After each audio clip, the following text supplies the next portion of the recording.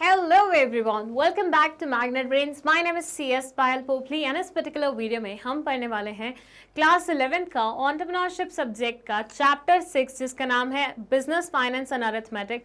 और इस वीडियो में हम देखने वाले हैं इस चैप्टर की एक्सरसाइज, मतलब आपके बुक में जो इस चैप्टर के एंड में कुछ क्वेश्चंस लिखे हुए हैं सब्जेक्टिव टाइप, उनके बारे में हम यहाँ पे बात करेंगे कि जब वो क्वेश्चन आपके पेपर में आएंगे तो आपको किस तरह से अटेम्प्ट करना है, क्या आंसर लिखना है, किन बातों का ध्यान रखना है, कुछ राइटिंग टिप्स और कुछ एडिशनल पॉइंट्स जो भी मुझे ध्यान में आएंगे वो सारे मैं आपको यहाँ पे बताऊंगी।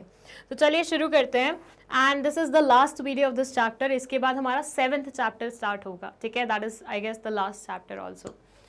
ओके, सो पहले यहाँ पे जो क्वेश्चंस हैं वो बाइफिकेटेड है on the basis of word limit, ठीक है।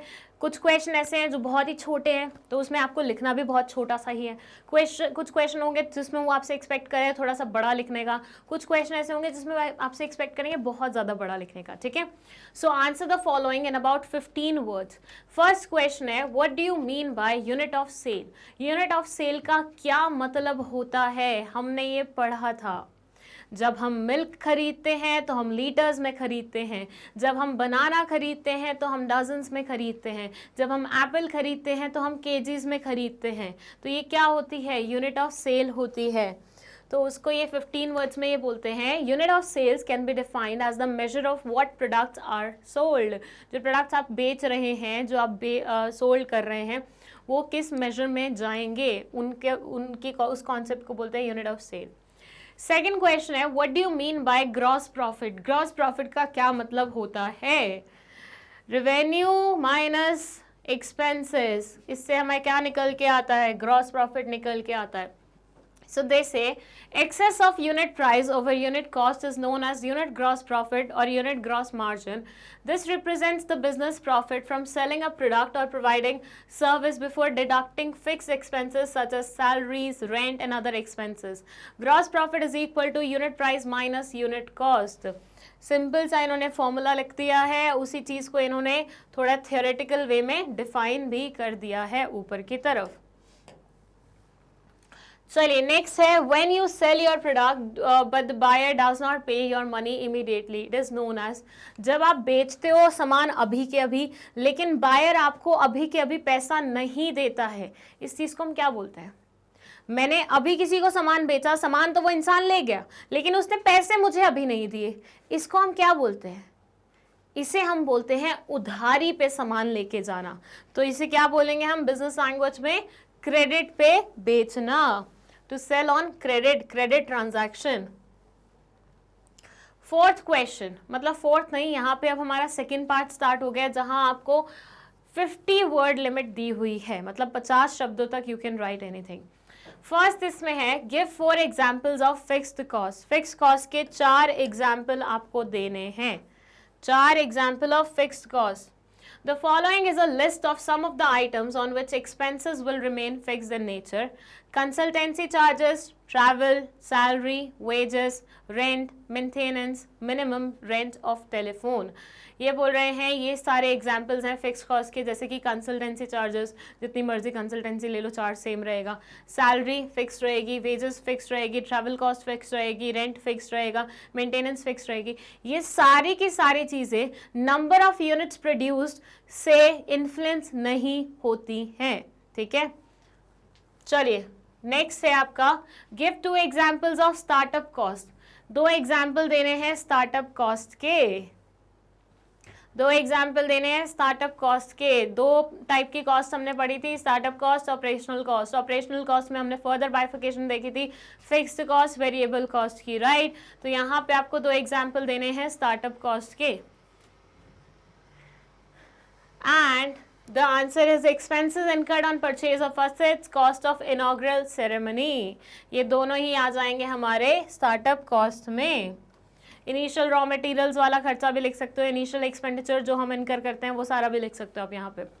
Give 4 examples of inflow and outflow of cash. Inflow और आउटफ्लो ऑफ कैश का 4 एग्जाम्पल देने हैं, 4 इनफ्लो के 4 आउटफ्लो के। बहुत सिंपल है,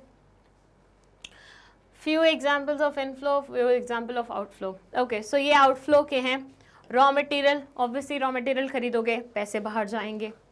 ट्रांसपोर्टेशन, ऑब्वियसली जब ट्रांसपोर्टेशन कराओगे पैसे देने पड़ेंगे। इंटरेस्ट ऑन लोन, लोन पे इंटरेस्ट पे करोगे तो पे करना है, बाहर जा रहे हैं पैसे। इंश्योरेंस प्रीमियम, इंश्योरेंस तुमने लिया है बदले में प्रीमियम दे रहे हो।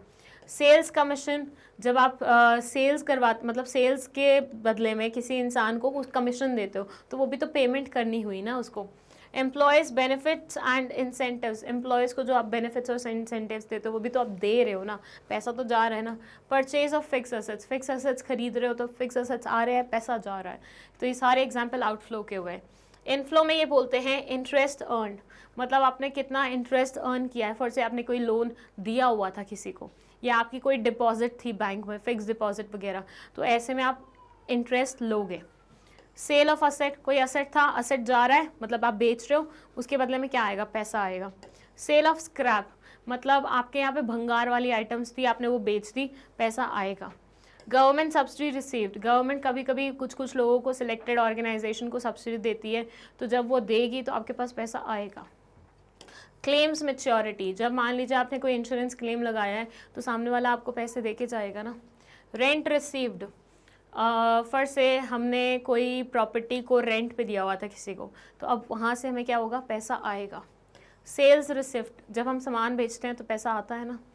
लोन रिसीव्ड, अगर मान लीजिए हम बैंक से लोन लेते हैं तो लोन लिया हमने, लाइबिलिटी ले ली, लेकिन एट द सेम टाइम पैसा तो आ रहा है तुम्हारे यहाँ पे, तो ये इनफ्लो के एग्जाम्पल हो गए, वो आउटफ्लो के एग्जाम्पल हो गए। चाहे तो आप स्क्रीनशॉट ले सकते हैं इसका। चलिए नेक्स्ट है, what do you mean by cash inflow and cash outflow. Cash inflow और कैश आउटफ्लो का मतलब क्या होता है, नाम से ही समझ में आ रहा है, cash inflow, cash outflow, right. So बस वही लिखना है आपको। All receipts of money is known as cash inflow, like rent received and loan received and payment made in money is known as cash outflow. सारे receipts money की cash inflow कहलाई जाती हैं, सारी payments money की cash outflow कहलाई जाती हैं। Insurance premium and transportation charges example लिख दिया इन्होंने। Answer the following in 75 words, अब आपको 75 वर्ड्स में आंसर करना है। Give one difference between direct tax and indirect tax. Direct tax और इनडायरेक्ट टैक्स में कोई भी एक difference you have to mention, एक difference you have to mention direct और इनडायरेक्ट टैक्स में। चलिए, shifts, a direct tax is one that cannot be shifted by a taxpayer to someone else. Direct tax की burden अगर आपके ऊपर आई है तो वो आप ही को झेलनी पड़ेगी, आप उसे आगे किसी और के ऊपर शिफ्ट या पास नहीं कर सकते हैं। Whereas indirect tax में they say an indirect tax is one that can be shifted by a taxpayer to someone else or it can be included as a cost element in computation. इसको आप दूसरे पे shift कर सकते हो, इसके indirect tax के जो पैसे होते हैं वो आप अपनी कॉस्ट में ऐड कर सकते हो, तो कॉस्ट में ऐड करोगे तो कहीं ना कहीं वो तुम कस्टमर से चार्ज करके निकलवा लोगे, वसूल लोगे।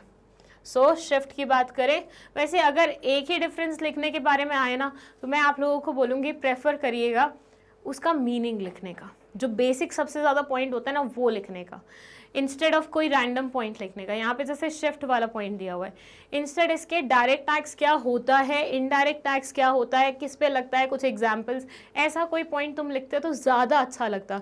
रीज़न बीइंग सिर्फ एक ही पॉइंट लिखना है, तो उसमें हम चाहेंगे ना सामने वाले को पहले ये तो समझ में आए कि हमें डायरेक्ट टैक्स का मतलब पता है, हमें इनडायरेक्ट टैक्स का मतलब पता है। तो कोई भी रैंडम पॉइंट लिखने की बजाय जस्ट प्रेफर कि कोई ऐसा पॉइंट लिखो जो कि उसके बेसिक मतलब को एक्सप्लेन करता होगा। Next question, why motive of business is to earn profit and not loss.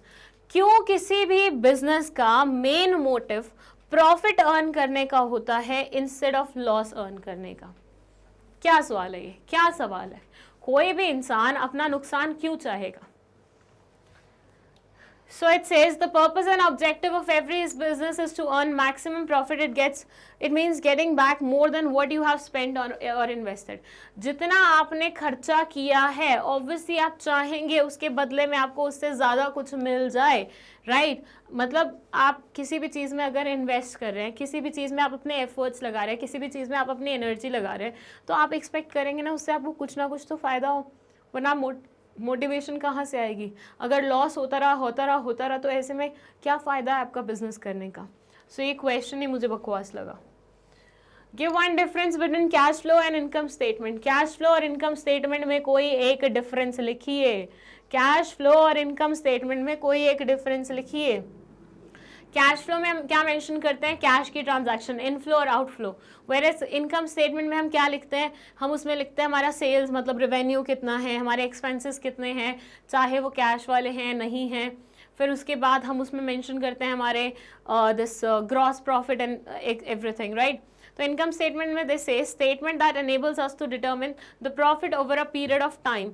एक पर्टिकुलर पीरियड ऑफ टाइम पे कितना प्रॉफिट हमने जनरेट किया या कितना लॉस इनकर किया है, उसको वो जानने के लिए हम इनकम स्टेटमेंट प्रिपेयर करते हैं। इसे प्रॉफिट एंड लॉस स्टेटमेंट भी बोलते हैं या फिर इसको स्टेटमेंट ऑफ ऑपरेशंस भी बोला जाता है। Whereas फ्लो चार्ट की बात करें, कैश फ्लो स्टेटमेंट की बात करें, तो ये बोलता है the historical cash flow statement shows how cash has flowed in and out of the business. ये टिपिकली कैश के बारे में बात करता है और किसी चीज के बारे में बात नहीं करता। कैश कहाँ से आया, कैश कहाँ जा रहा है, कैश का क्या सीन है, वो सारा ये बताता है। It describes the cash inflow and outflow that has incurred in the past. पास में कैश का क्या इनकर हुआ, मतलब कैश कैसे आया है, कहाँ गया है, वो सारी चीजें ये बताने का काम करता है। Okay, so fourth question is, what do you mean by non-cash expenses? Non-cash expenses का क्या मतलब होता है? That you have to explain. It says, when items are used with longer life in business, that is furniture, machinery, etc., a part of its original value is computed as the cost for a given period, say for a month, a year, etc. This is known as depreciation. However, money is not paid for depreciation, so depreciation is not a cash outflow. It is a non-cash expenditure. ये एक non-cash expenditure है। ये बोल रहे हैं जब आप कोई सामान लेते हैं, फॉर से आपने फर्नीचर लिया या मशीनरी लिया, ठीक है, a part of its original value is computed as the cost for a given period of time. जो हम उस पर इन्वेस्ट करते हैं, फॉर से 10,000 रुपये का हमने फर्नीचर लिया, तो अब हम इसे कॉस्ट के रूप में काउंट करेंगे, लेकिन हम एकदम से नहीं उसे वो कर सकते। फॉर से 10,000 का 10,000 आज की आज हमने कॉस्ट में हमने माइनस कर दिया, नहीं, हम इसे ओवर अ टाइम की कॉस्ट मानेंगे, तो पर डे की कॉस्ट निकालेंगे, ठीक है। अब उससे क्या होगा कि हमें पता चल जाएगा कितना क्या हमें माइनस करना है, क्या रहेगा, और इस चीज़ को हम बोलते हैं डेप्रिसिएशन, ठीक है, कि हर दिन जो हमारे एसेट्स होते हैं, हमारी चीज़ें होती हैं, उनकी वैल्यू थोड़ी सी गिरती है, डेप्रिशिएट होती है। अब डेप्रिसिएशन में क्या हमारे हाथ से कैश जा रहा है? नहीं जा रहा, लेकिन ये हमारा एक्सपेंस तो है, बिल्कुल है। डेप्रिसिएशन हमारा एक्सपेंस तो है, लेकिन ये हमारे हाथ से कैश नहीं लेके जा रहा है, तो ऐसे सिनारियो में इसको हम क्या बोलते हैं? नॉन कैश एक्सपेंसेस बोलते हैं।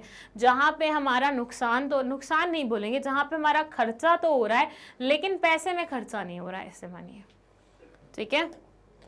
चलिए नेक्स्ट है, what do you mean bye startup cost. अभी हमने बात करी थी, it's an initial cost incurred by a business for setting up a business before starting a business.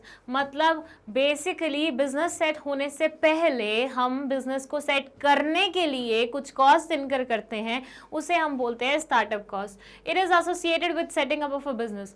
अच्छा, ये बार बार सेटिंग अप लिख रहे हैं ना, ऐसा अवॉइड करना।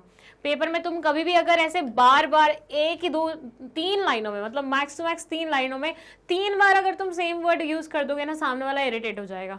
तो या तो इसका कोई ऑल्टरनेटिव वर्ड ढूंढ लेना, या फिर बेटर है उसको थोड़ा प्रिसाइज वे में, कंसाइज वे में करते हुए बार बार मेंशन मत करना, ठीक है। It includes expenses for acquiring assets, for acquiring initial raw material and other related items for setting up of business. देखो अगेन यहाँ पे सेटिंग अप ऑफ बिजनेस एक बार और लिख दिया, कितना इरिटेटिंग लगेगा, तुम खुद बताओ, तुम खुद पढ़ोगे इस चीज को तो कैसा लग रहा है ना, बार बार सेम वर्ड आ रहा है, सेम चीज एग्जामिनर को लगेगी अगर तुम ऐसा करोगे तो। So avoid doing this. All these expenses incur from time you start the planning and preparation, that is many months before the actual operation beginning. ये बोलते हैं ये खर्चे तब से शुरू हो जाते हैं जब तुम बिजनेस की प्लानिंग करना शुरू करते हो, और ये काफ़ी ज़्यादा मतलब तब तक चलते हैं जब तक एक्चुअली बिजनेस थोड़ा सा अपना खुद का पैसा जनरेट नहीं करना शुरू करता। It is also known as non recurring cost और प्रिलिमिनरी एक्सपेंसेस और प्री ऑपरेटिंग एक्सपेंसेस। इसके बहुत सारे नाम हैं, जैसे कि non recurring cost, preliminary expenses और प्री ऑपरेटिंग एक्सपेंसेस। साथ ही साथ एक हमने पहले भी पढ़ा था वन टाइम वाला, राइट, बट हमने वहाँ पे पढ़ा था कि वन टाइम वाला you can not write, because sometimes ऐसा होता है ये कुछ ऐसे बेसिक कॉस्ट हो जाते हैं, मतलब कुछ ऐसे एक्सपेंसेस इसमें हो जाते हैं जो आपको दोबारा से भी पे करने पड़ते हैं, तो वन टाइम वाला अवॉइड करेंगे। सेम वे में नॉन रेकरिंग वाला भी हम अवॉइड करेंगे, क्योंकि कुछ एक्सपेंसेस ऐसे होते हैं जो दोबारा हो जाते हैं। सो नॉन रेकरिंग तो क्या बोलते हैं, बार बार अकर नहीं होने वाला, बट वो तो हो रहा है ना, ठीक है। फिर ये बोलते हैं accountants fees, legal fee, registration charges, advertisement through newspaper, pamphlets, hoardings, boards, local news channel, workshops, promotional activities and employ training, ये सारा आ जाता है इसमें। Explain cost, expenses and expenditure, explain करो कॉस्ट को, एक्सपेंसेस को और एक्सपेंडिचर को।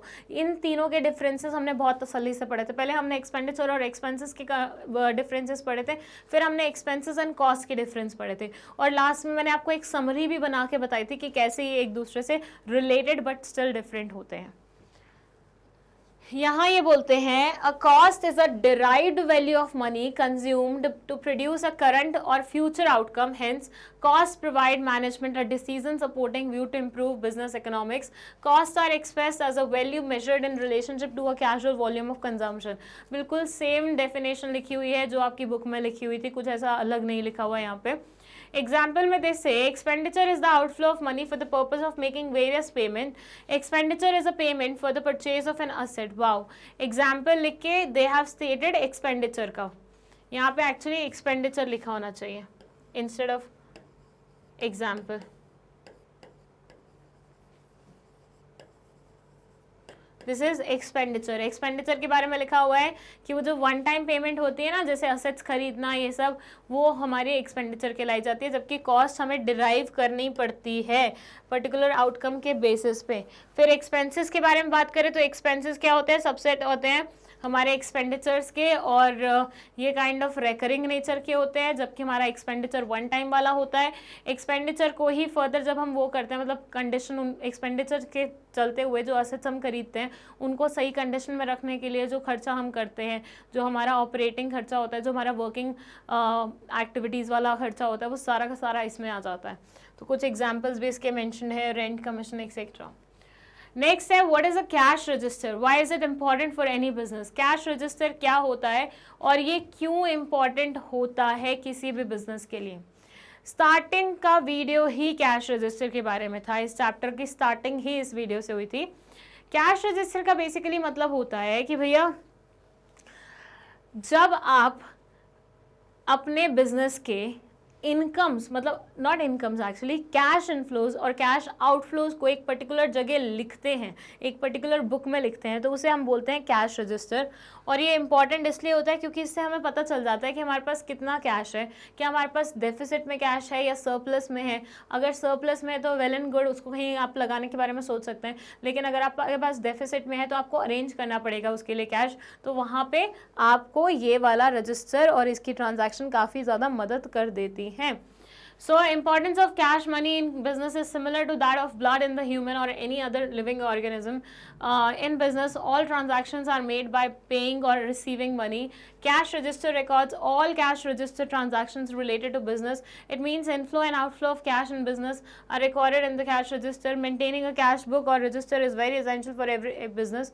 By recording all the entries, it will be easy for further analysis of expenses, costs, revenues, profit. अच्छा, ये चार चीज़ें बहुत explicitly वो रहती हैं। Can be made the entrepreneur or other stakeholders can easily know the cash balance and bank balance at any point particular time. अगर आपके बिजनेस की कैश की हालत देखनी है, कैश की पोजीशन देखनी है, तो ऐसे में ये वाला डिसीजन, मतलब ये वाला रजिस्टर बहुत ज़्यादा आपके लिए मदददायी हो जाता है।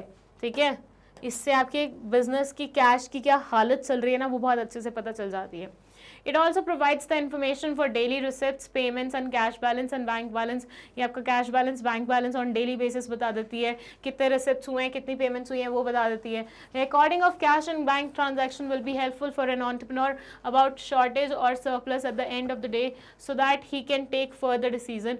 It helps keep an accurate count of inventory, stock, merchandise and sale record of business. It helps check the misappropriations of the cash in the business. Hence, maintaining a cash book is very critical for the success of a business. एक business की success के लिए cash book maintain करना काफ़ी ज़्यादा क्या होता है, क्रिटिकल होता है, क्योंकि इससे आपको पता चल जाता है कोई मिस अप्रोप्रिएशंस तो नहीं है आपके कैश में, और भी 10 चीज़ें के बारे में आपको पता लगता है, प्लस डिसीजन मेकिंग में बहुत ज़्यादा मदद मिल जाती है।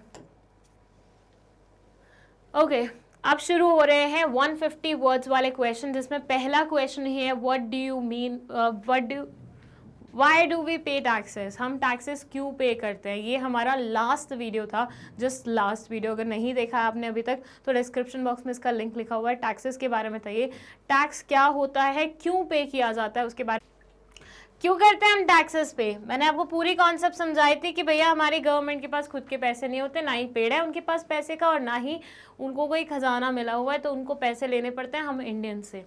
So our tax system is based on our ability to pay. The more money we earn, the more taxes we pay. Income tax की जो वो होती है कॉन्सेप्ट, वो किस पे बेस्ड होती है कि जितना पैसा तुम कमाओगे उतना ज़्यादा टैक्स तुम पे करोगे, जितना कम पैसा तुम कमाओगे उतना कम टैक्स तुम पे करोगे। सो कम कमाओ, बिना टैक्स के जीवन निभा दो, ऐसे मानो, ठीक है। The more taxes we pay और we earn a small income we pay less taxes. Tax payment is also required by the law. भैया टैक्स पेमेंट लॉ द्वारा आपको पे करनी ही पड़ती है, it's an obligation, you can not just like this voluntary उसमें से exit नहीं मार सकते कि आज मेरा मन नहीं है टैक्स पे करने का तो मैं नहीं करूँगा, इलीगल हो जाएगा ये और पनिशमेंट मिल जाएगी तुम्हें। The government needs money to operate and taxes are a way for it to get money. Money goes to fund many different types of programs. It may be used to fix roads and bridges. It may be used to pay for the military. It may be used to help your own education. It means taxes are paid to help the government to sustain itself. Government को खुद को sustain करने के लिए taxes pay करने पड़ते हैं. What do you mean by break even point? Break even point का क्या मतलब है? एक ऐसा point where you are not incurring any loss, ना ही you are getting any profit. So break even point में ये बोलते हैं, break even point is a neutral point at which the company neither makes a profit nor suffers a loss.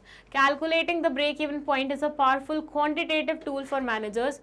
In its simplest form, break even analysis provides insight into whether or not revenue from a product or service has the ability to cover the relevant cost of production or that of product or service. Entrepreneurs can use this information in making a wide range of business decisions, including setting prices, preparing competitive bids, and applying for loans. It also helps in profit planning and goal setting. At the break-even level, the total revenue or the total is equal to total expenses. So basically वही बात बोल रहे हैं कि एक ऐसा point जहाँ पे नो प्रॉफिट नो लॉस हो रहा है, जहाँ पे आपके टोटल रेवेन्यू टोटल एक्सपेंसेस के बराबर होता है, उस पॉइंट को हम ब्रेक इवन पॉइंट बोलते हैं. फॉर्मूला है ब्रेक इवन वॉल्यूम कैलकुलेट करने का, fix cost per month upon gross margin per unit. ठीक है, चलिए, how much profit can we earn, is there any policy of the government for maximum profit earning, कितना profit हम earn कर सकते हैं, क्या गवर्नमेंट के द्वारा ऐसी कोई पॉलिसी बनाई गई है जिसके चलते हुए हम पता लगा सके हम मैक्सिमम प्रॉफिट कितना वो कर सकते हैं. So they say there is no limit on the profit. ये बोलते हैं गवर्नमेंट ने MRP करके मैक्सिमम रिटेल प्राइस करके प्राइस के ऊपर तो एक बैन रखा हुआ है कि इसके बियॉन्ड नहीं जा सकता, लेकिन प्रॉफिट के ऊपर ऐसा कुछ नहीं है. There is no limit on the profit that a firm can earn, but whatever profit is earned by the firm is liable for the tax. कोई ऐसा लिमिट नहीं है, लेकिन प्रॉफिट अगर आपको हुआ है तो टैक्स आपको जरूर पे करना पड़ेगा, ये जान लो. Corporation tax is to be paid on the profit earn by the enterprises. Enterprises जो प्रॉफिट अर्न करते हैं उस पर कॉर्पोरेशन टैक्स लगता है. Then this is mandatory for the firms. Also the rate of taxes keep on changing and new policies related to profit taxes and other taxes. These changes are done through the budget and through the amendments or bills. हर साल budget के time पे कुछ changes आते हैं taxes में, वो आपको ध्यान देने पड़ते हैं. कई बार इन बिटवीन लाइक ईयर के बीच में भी बहुत सारे अमेंडमेंट एक्ट्स आ जाते हैं, उन पे भी आपको ध्यान देना पड़ेगा being an entrepreneur. At the break even level total revenue is equal to, okay this wasn't required, ये इसका पार्ट नहीं है. Okay, so next question है question number 4. ये बोल रहा है a company makes a product with a selling price of ₹20 per unit and variable cost of ₹12 per unit. The fixed costs for the period are ₹40,000. What is the required output level to make a target profit of ₹0000? Question में ही गलती की हुई है. Anyways ये क्या बोल रहे हैं आपको, ये बोल रहे हैं एक कंपनी है जो कि एक प्रोडक्ट बना रही है जिसका सेलिंग प्राइस है 20 रुपए और उसकी वेरिएबल कॉस्ट 12 रुपए है, फिक्स कॉस्ट पीरियड की 40,000 है. आपको पता लगाना है कि टारगेट प्रॉफिट अगर उसको 0 कमाना है तो उसके लिए आउटपुट लेवल क्या जनरेट करना पड़ेगा। हम क्या करते हैं, हम इसमें ब्रेक इवन निकाल देते हैं, ब्रेक इवन सेल्स निकालेंगे, उसके बाद जो भी प्रॉफिट आपको निकालना होगा उसके अकॉर्डिंग निकल जाएगा, राइट। तो ब्रेक इवन निकालने के लिए हम क्या करते हैं, हम वो लगाते हैं formula, break even volume is equal to fix cost upon gross margin. अब हमारा फिक्स कॉस्ट क्या है, फिक्स कॉस्ट है हमारा 40,000 विच इज रिटन ही हो, सी ये है हमारा फिक्स कॉस्ट 40,000 रुपए, 40,000 हमने एज इट इज ले लिया, ओके। अब हमें ग्रॉस मार्जिन निकालना है। ग्रॉस मार्जिन कैसे निकलेगा, हमारा जो सेलिंग प्राइस है उसमें से हम माइनस कर देंगे हमारा वेरिएबल कॉस्ट जो कि है 12 रुपए, तो हमारा ग्रॉस मार्जिन आ जाएगा 8 रुपए का। 40,000 अपॉन 8 करेंगे, 5,000 यूनिट्स हमारा आ गया ब्रेक इवन पॉइंट यूनिट के मामले में। सेल्स के मामले में क्या करेंगे, इनटू सेल्स प्राइस कर देंगे 40,000 20 माइनस 12, या फिर डायरेक्ट 8 लिख देंगे इनटू 20, तो हमारा अमाउंट आ जाएगा 1 लाख रुपए। ब्रेक इवन सेल्स क्या रहेंगे, 1 लाख रुपए तक की रहेगी। अगर आपको उससे मतलब अगर आपको प्रॉफिट बनाना है, जितना प्रॉफिट बनाना है उसके ऊपर ऐड करते जाइएगा, अगर आपको लॉस इनकर करना है तो इस पॉइंट के नीचे आते जाइएगा, ऐसे कर सकते हैं, ठीक है। सो इस तरह से ये क्वेश्चन सॉल्व होगा। Now let's see this question number 5। ये क्या बोलता है, identify the following items as inflows और outflows, also give reason for your choice. नीचे कुछ चीजें लिखी हुई हैं, आपको पता लगाना है कि इसमें पैसा आएगा, कैश आएगा या कैश जाएगा, ठीक है, और आपको रीजन भी बताना है, ठीक है। फर्स्ट है रॉ मटेरियल, सेकेंड है डेप्रिसिएशन, थर्ड है मशीनरी परचेज, फोर्थ है लोन फ्रॉम बैंक, फिर है इक्विटी शेयर्स इशूड, फिर है एक्साइज ड्यूटी पेड, फिर है profit on sale of asset, फिर है इंटरेस्ट रिसीव्ड ऑन इन्वेस्टमेंट। बताइए किस में कैश इनफ्लो होगा, किस में कैश आउटफ्लो होगा। रॉ मटेरियल्स की बात करें, कैश आएगा कैश जाएगा। रॉ मटेरियल्स खरीद रहे हो तुम, कैश पे करोगे, कैश मिलेगा तुम्हें रॉ मटेरियल्स खरीदने का। अगर खरीदने पे पैसा मिलता तो हर इंसान आजकल क्या होता, मालदार होता। तो ये क्या होगा, आउटफ्लो होगा। डेप्रिसिएशन, कैश आएगा कैश जाएगा, ना कैश आएगा ना कैश जाएगा। इसमें हमारा ये नॉन कैश एक्सपेंस होता है कि खर्चा तो हो रहा है लेकिन पैसे नहीं जा रहे हैं, सो इसमें ना पैसा आएगा ना पैसा जाएगा। फिर है मशीनरी परचेज, जब हम मशीनरी परचेज करते हैं तो उस टाइम पे मशीन परचेज करने पे मशीन तो हमारे घर आती है लेकिन हाथ से क्या चला जाता है, कैश चला जाता है, तो क्या होगा, आउटफ्लो होगा। लोन फ्रॉम बैंक, मतलब लोन लिया है बैंक से, लाइबिलिटी क्रिएट की है यहाँ पे, लेकिन साथ ही साथ पैसा तो आ रहा है ना। जब तुम लोन लेते हो तो बैंक वाले तुम्हारे अकाउंट में पैसे डालते हैं कि नहीं डालते हैं, डालते हैं, तो यहाँ पे क्या होगा, इनफ्लो होगा। इक्विटी शेयर्स इशूड, आपने इक्विटी शेयर्स इशू किए हैं, लोगों ने आपकी कंपनी के इक्विटी शेयर्स खरीदे हैं, तो बदले में क्या होगा, पैसा आएगा। एक्साइज ड्यूटी पेड, डायरेक्टली लिखा हुआ है, पेड मतलब आपने पे की है, पेमेंट करी है, तो पैसा क्या होगा, जाएगा। Profit on sale of asset, आपने कोई असेट था आपका पुराना, उसको बेच दिया, वापस में क्या होगा, पैसे आएंगे जाएंगे, पैसे आएंगे। इंटरेस्ट रिसीव्ड ऑन इन्वेस्टमेंट, आपने कहीं पे इन्वेस्टमेंट करके रखी हुई थी, उस पे आपको इंटरेस्ट मिला है, पैसा आएगा जाएगा, आएगा। सो आउटफ्लो होगा फर्स्ट सिनारियो में। डेप्रिसिएशन के केस में कुछ नहीं होगा, मशीनरी परचेज में आउटफ्लो होगा, लोन फ्रॉम बैंक में इनफ्लो होगा, इक्विटी शेयर्स इशूड में इनफ्लो होगा, एक्साइज ड्यूटी पेड में आउटफ्लो होगा, profit on sale of asset में इनफ्लो होगा, इंटरेस्ट रिसीव्ड ऑन इन्वेस्टमेंट में इनफ्लो होगा, ठीक है। अब देख लेते हैं रीजंस क्या दिए हुए हैं इन्होंने यहाँ पे।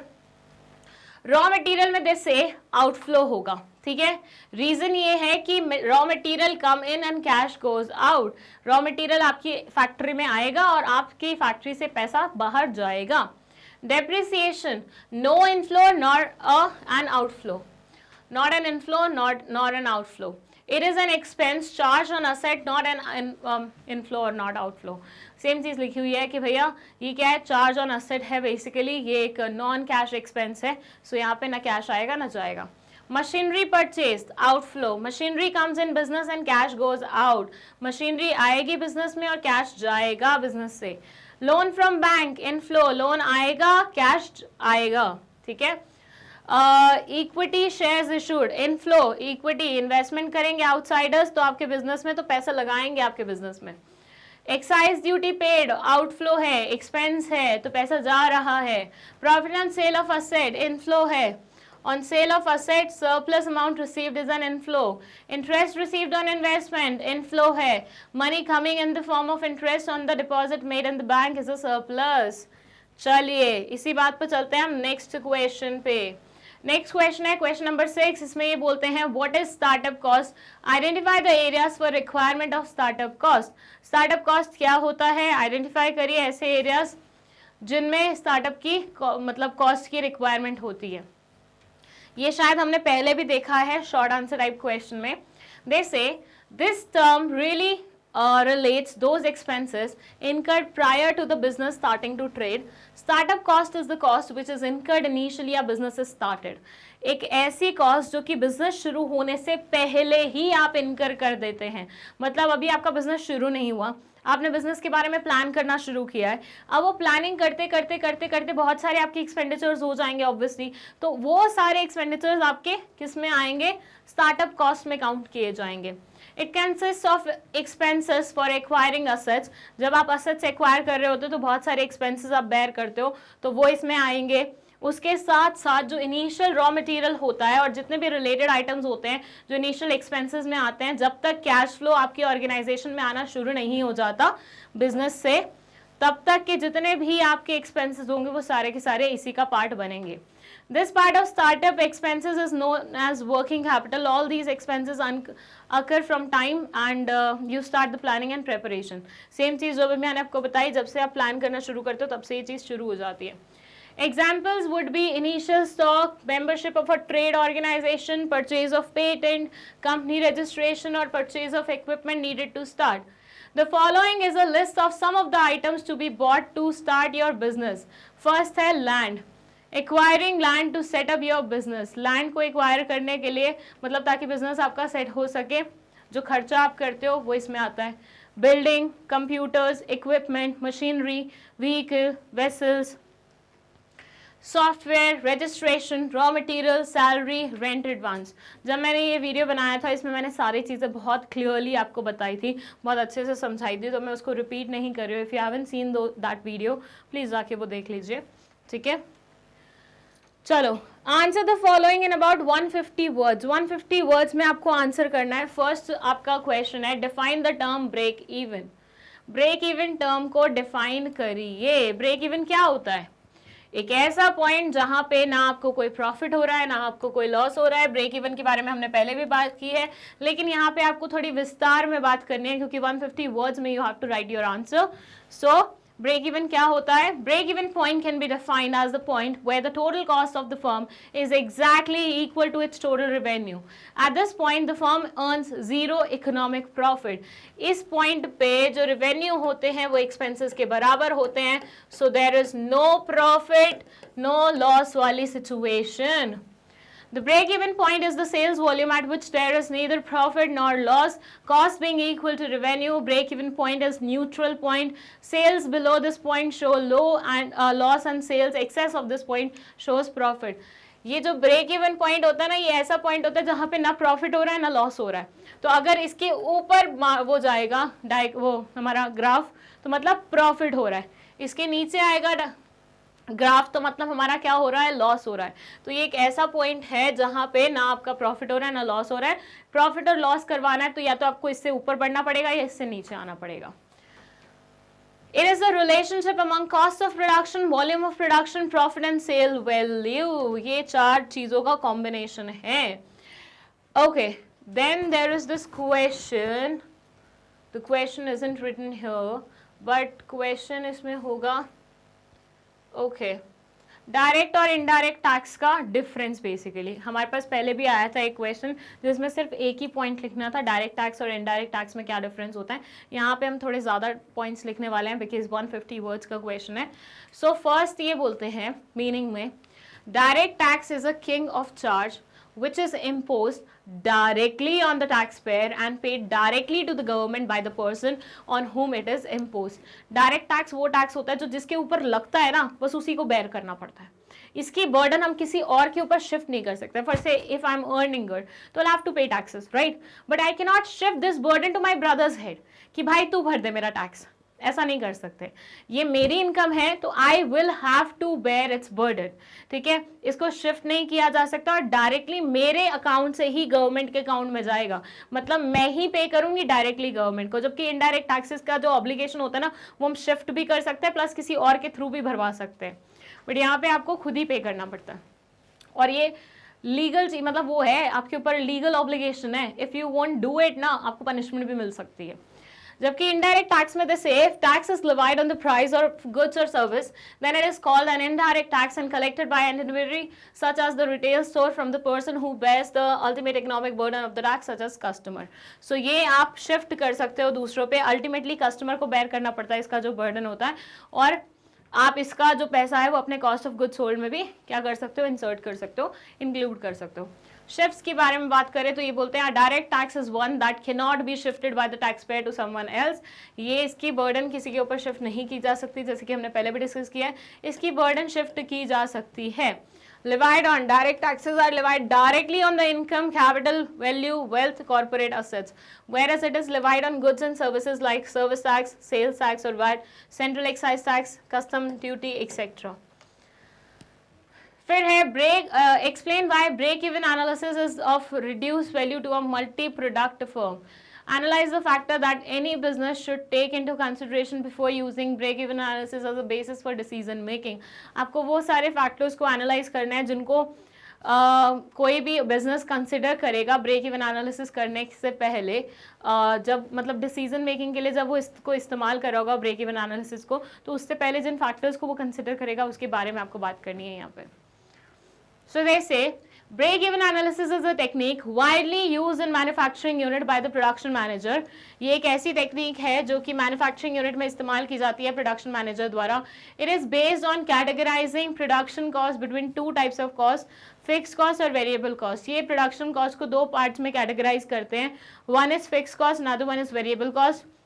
Total variable and fixed costs are compared with the sales revenue in order to determine the level of sales volume. Sales volume के level को determine करने के लिए हम total value और fixed cost को compare करते हैं sales revenue के साथ.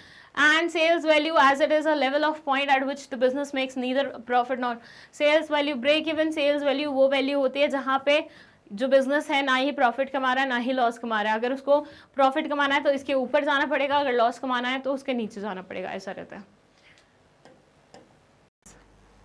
ओके चलो यहाँ से हाई ऑर्डर थिंकिंग वाले क्वेश्चन शुरू हो रहे हैं. फर्स्ट क्वेश्चन जिसमें है the following information relates to a company which produces a single product.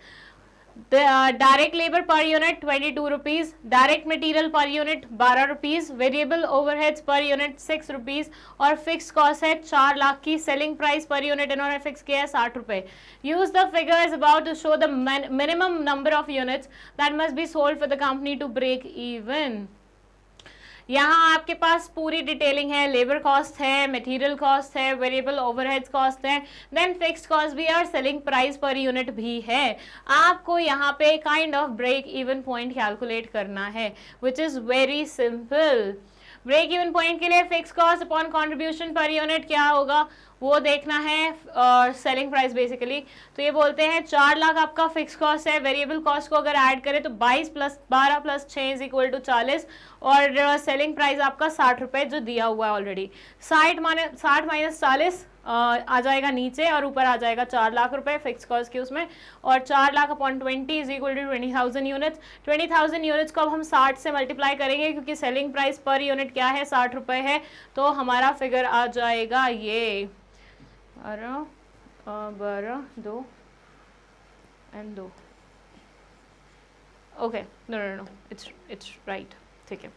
Okay so ये आ जाएगा हमारा फिगर. कुछ नहीं है, आपको जो फिगर्स आपको दिए हुए थे क्वेश्चन में उनको बस इस फॉर्मूला में पुट करना था which was very easy. Contribution per unit या में आपको क्या लिखना था 60 सेलिंग प्राइस माइनस जो भी आपका वेरिएबल नेचर का कॉस्ट है वो, और इसके ऊपर आपको फिक्स कॉस्ट लिखना है और वो पूरी कैलकुलेशन करने के बाद फिगर आ जाएगा. उसको फिर तुम मल्टीप्लाई करोगे 60 से. रीजन बीइंग वो तुम्हारे यूनिट्स में आंसर आया है, अब तुम्हें रुपीस में आंसर लाना है तो उसके लिए तुम्हें मल्टीप्लाई करना पड़ेगा. चलिए सेकेंड क्वेश्चन है distinguish between unit cost and unit price, expenses and expenditure, fixed cost and variable cost, profit is not to be considered as inflow, comment with an appropriate reason.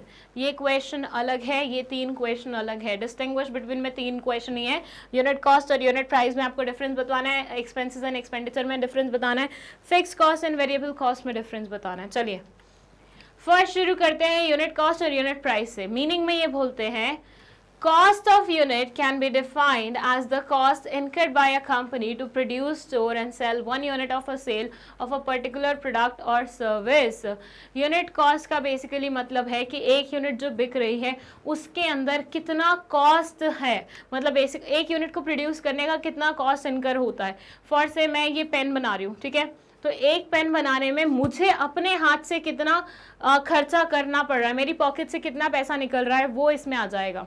Unit price जबकि इसी particular pen का price होगा जिसमें हम cost के साथ profit को add कर देंगे और जो भी निकल के आएगा वो हमारा यूनिट प्राइस कहलाया जाएगा.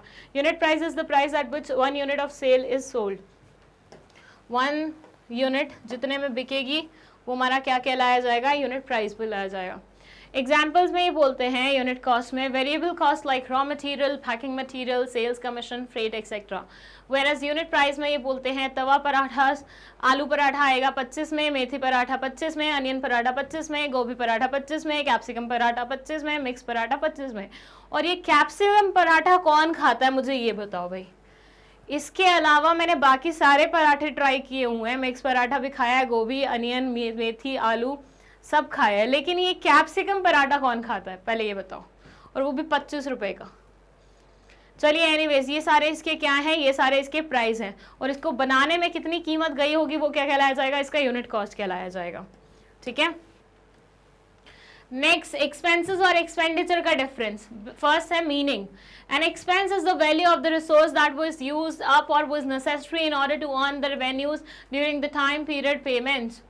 एक पर्टिकुलर टाइम ड्यूरेशन से लिंक्ड होती है, ये रेकरिंग नेचर की होती है, और ये आपके वर्किंग कंडीशन मतलब वर्किंग से रिलेटेड होती है, वर्किंग एक्टिविटीज से रिलेटेड होती है, जो डे टू डे एक्टिविटीज होती हैं, ऑपरेशंस होते हैं ना उनसे. Expenditure on the other side one time payment होती है, और ये बेसिकली आपके असेट्स एक्वायर करने में जाती है और बहुत बल्क में होती है. So expenditure is the outflow of money for the purpose of making various payments. Example, the cost of goods that were sold during the period are considered to be expenses along with their items such as advertising, salaries, interest, commission, etc. A company purchases an equipment and makes an expenditure of rupees 5 lakh to purchase this and that. ये दोनों book वाले आपके वो दिए हुए हैं, इससे better options मैंने आपको बताए थे जब मैं आपको ये पर्टिकुलर टॉपिक समझा रही थी, जहाँ मैंने आपको कॉस्ट, एक्सपेंसेस और एक्सपेंडिचर का डिफरेंस बताया था. वहाँ पे मैंने आपको बहुत सारे डिफरेंसेस एक टेबल फॉर्मेट में दिए थे, वहाँ वाले पॉइंट कॉपी कर लेना इंस्टेड ऑफ दिस वन. ठीक है. एंड आई होप आपने वो वीडियो देखी है. अगेन यहाँ पे वही बुक वाला एग्जाम्पल लिखा हुआ है. चलिए अब फिक्स कॉस्ट और वेरिएबल कॉस्ट. फिक्स कॉस्ट वो होती है जो कि ना हमारी सेल्स वॉल्यूम के अकॉर्डिंग इन्फ्लुएंस होके बढ़ती या घटती नहीं है. ठीक है, वो फिक्स रहती है. फॉर से मशीनरी की कॉस्ट अब ये तो फिक्स ही रहेगी ना, ये थोड़ी ना बदलेगी. वेयरएज जो हमारी ये वेरिएबल कॉस्ट होती है, नहीं फिक्स कॉस्ट में हम बेसिकली रेंट ले सकते हैं. इंस्टेड ऑफ मशीनरी का पैसा रेंट ले लीजिए. रेंट अब भाई तुम्हें उस पर्टिकुलर प्रॉपर्टी का उतना ही देना पड़ेगा जितना तुम्हारा फिक्स हुआ है उस बंदे के साथ, लैंडलॉर्ड के साथ. ये तो है नहीं कि तुम्हारे प्रोडक्शन कम हुई है तो तुम उससे बोलो नहीं नहीं इस बार तो कम रख ले क्योंकि मेरी प्रोडक्शन कम हुई है. नहीं, उसका प्रोडक्शन से कोई लेना देना नहीं है, वो फिक्स नेचर का रहेगा. जबकि वेरिएबल जो रहता है रॉ मटेरियल की कॉस्ट, ये क्या होगी, ये नंबर ऑफ प्रोडक्ट्स प्रोड्यूस के अकॉर्डिंग वेरी करेगी. ठीक है, जितने हम ज़्यादा एक्स्ट्रा यूनिट्स बनाते जाएंगे उतना उतना वेरिएबल कॉस्ट इंक्रीज होता जाएगा. So it says variable cost is that which varies in direct proportion to changes in the level of output by the business. In other words, if the sales volume within business increases और decreases, variable cost also increases और decreases respectively. Fixed cost for a business is the cost associated with the rent or ownership of the premises, insurance and costs associated with the ownership of equipment. Variable cost में ये बोलते हैं the costs corresponding to variable factors are described as variable costs. These costs are incurred on raw material, ordinary labor, transport, power, fuel, water, etc., which directly vary in the short run. An example of variable cost for a bakery would be the cost of flour. चलो पुराने examples. Dependent, a fix cost are not dependent upon the level of output and it is unavoidable cost, it is totally dependent upon the level of output. जो मैंने explanation में बात कही थी वही same चीज़ यहाँ पे लिखी हुई है कि लेवल ऑफ आउटपुट पे डिपेंडेंट नहीं होती है, अनअवॉइडेबल कॉस्ट होती है जो आपको पे करनी ही करनी पड़ती है, जबकि ये डिपेंडेंट होती है लेवल ऑफ आउटपुट पे. ओके और कितना दिया है भैया इसमें. ओके एक्सप्रेस में ही बोल रहे हैं. It is always express as being per period of time like annual sales, weekly sales, monthly sales, जबकि ये आउटपुट पे वो रहती है. इसका फॉर्मूला ये है, इसका फॉर्मूला ये है, बिल्कुल सिंपल फॉर्मूला. टोटल कॉस्ट मिलके किससे बनती है, फिक्स कॉस्ट और वेरिएबल कॉस्ट से मिलके बनती है. तो फिक्स कॉस्ट इधर लिख दी, टोटल कॉस्ट यहाँ पे लिख दी, माइनस वेरिएबल कॉस्ट कर दी. सेम वे में टोटल कॉस्ट किस किस से मिलके बनती है, इससे और इससे मिलके बनती है. तो अगर वेरिएबल कॉस्ट निकालें तो total cost minus fix cost कर देंगे तो वेरिएबल कॉस्ट निकल जाएगा. सिंपल. कर्व की बात दी हुई है तो फिक्स कॉस्ट हमेशा ऐसे चलता है, मतलब ये फिक्स रहेगा नो मैटर आपका लेवल ऑफ प्रोडक्शन कुछ भी हो, जबकि ये बढ़ता कम होता है according to the level of production. ठीक है. आई होप और पॉइंट्स नहीं है, और पॉइंट्स क्या, और क्वेश्चंस ही नहीं है. वाह. सो यहाँ पे हमारे सारे क्वेश्चंस कंप्लीट होते हैं. हमने इस चैप्टर की एक्सरसाइज सक्सेसफुली कंप्लीट कर ली है, बहुत ही जल्दी कंप्लीट हो गई है. I am very happy. मुझे नहीं पता तुम लोगों को कितना इंटरेस्टिंग लगता है एक्सरसाइज वाली वीडियोस, लेकिन मेरे लिए बनाना बहुत आफत वाली बात होती है, क्योंकि कॉन्सेप्ट समझाना इज ईजी, लेकिन उसके बाद उसको बस एक फॉर्मल तरीके से प्रेजेंट करना इज थोड़ा सा डिफिकल्ट. एनीवेज आई होप तुम्हें सारे क्वेश्चन बहुत अच्छे से समझ में आया. अगर कोई भी डाउट है कमेंट सेक्शन में लिख सकते हो. एंड विद दैट अगर तुम लोगों को प्रीवियस और नेक्स्ट वीडियो देखनी है तो उसके लिए लिंक आपको डिस्क्रिप्शन बॉक्स में मिल जाएगा. इसके बाद शुरू करने वाले हैं हम 7th चैप्टर, जो कि आपका लास्ट चैप्टर होने वाला है. तो उस चैप्टर को स्किप मत करिएगा.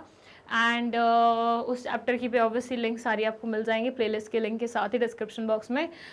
और इसी के साथ मैं आप लोगों को बता दूं दैट मैग्नेट ब्रेन्स अब यूट्यूब पे भी है. ठीक है, वेबसाइट पे भी है और एप्लीकेशन पे भी है. कहने का मतलब ये है कि अब आप YouTube पे भी हमारी वीडियोस देख सकते हो. चाहो तो गूगल करके magnetbrains.com तुम हमारी वेबसाइट एक्सप्लोर कर सकते हो, वहाँ पे भी तुम्हें वीडियोस मिल जाएंगी. एंड साथ ही साथ एंड्रॉयड यूजर्स प्ले स्टोर पे जाके एप्लीकेशन भी डाउनलोड कर सकते हैं मैग्नेट ब्रेन्स की.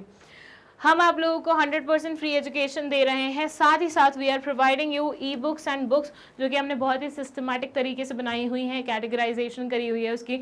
उसमें हमने बेसिक सिलेबस अलग से, MCQ अलग से, हर एक चीज़ बहुत ही अच्छी तरह से अरेंज करके आपको प्रेजेंट करी है. सो अगर आपको वो चाहिए तो उसके लिए लिंक डिस्क्रिप्शन बॉक्स में लिखा हुआ है, जाके एक फॉर्म होगा वो फिल कर दीजिएगा एंड देन हमारी टीम आपको कॉन्टैक्ट कर लेगी. ओके चलिए, इसी के साथ आपको ये बता दूं ये सारे कोर्सेज हम आपको आधे से ज़्यादा दे चुके हैं, आधे से ज़्यादा देने वाले हैं. So wait for that and stay connected, क्योंकि मैग्नेट ब्रेन्स आप लोगों के लिए बहुत सारी चीज़ें लाने वाला है फ्यूचर में भी.